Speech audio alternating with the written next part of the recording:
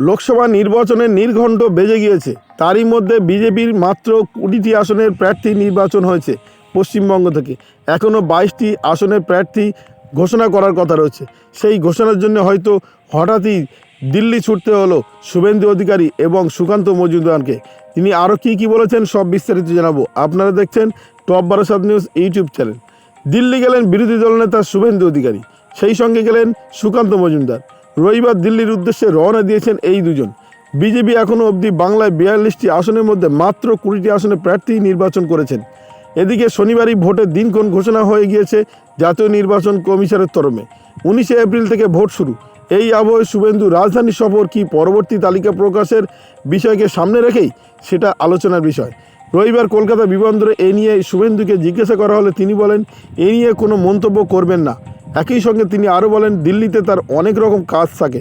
একই সঙ্গে তিনি সিএএ নিয়ে বলেন শুভেন্দু বলেন গোটা রাজ্য মানুষই বুঝেছেন এই সিএএ নাগরিকত্ব দেওয়ার আইন নাগরিকত্ব কারার জন্য নয়।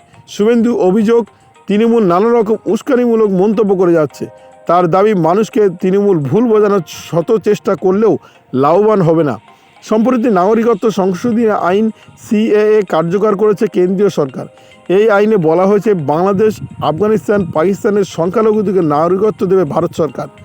2014 সালের 31শে ডিসেম্বরের আগে ভারতে এসে থাকলে সেই সমস্ত হিন্দু, শিখ, জৈন, পার্সি, বৌদ্ধ, খ্রিস্টানরা এই নাগরিকত্ব পাবেন বলেই ঘোষণা করা হয়েছে।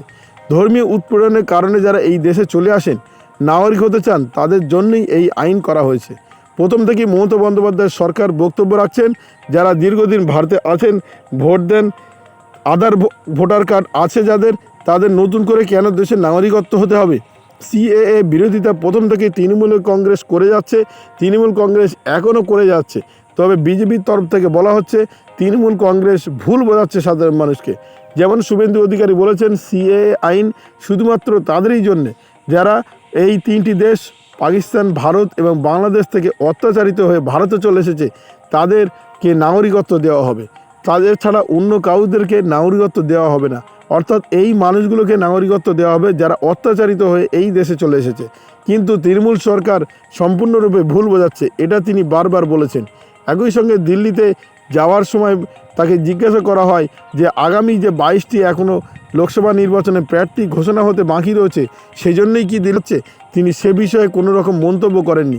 তিনি বরঞ্চ সিএএ নিয়েই মমতা বন্দ্যোপাধ্যায়কে ঠুকেছেন। তিনি বলেছেন মমতা বন্দ্যোপাধ্যায়ের সরকার বা মমতা বন্দ্যোপাধ্যায়ের দল তৃণমূল কংগ্রেস মানুষকে ভুল বোঝানোর চেষ্টা করছে।